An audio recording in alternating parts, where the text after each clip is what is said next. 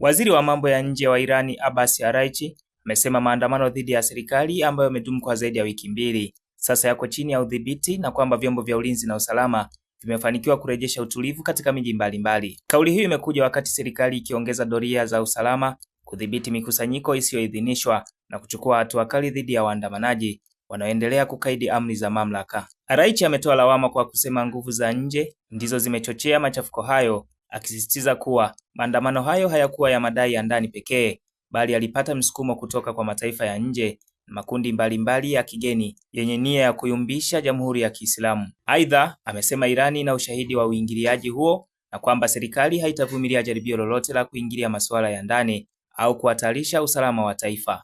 Kwa mujibu wa taarifa kutoka kwa maafisa wa serikali, hatua mbalimbali zimechukuliwa kudhibiti hali hiyo, ikiwemo kukamatwa kwa watu wanaodaiwa kuhusika na vurugu, kuimarishwa kwa ulinzi katika maeneo nyeti, kudhibiti matumizi ya mitandao ya kijamii inayodaiwa kutumika kuhamasisha maandamano.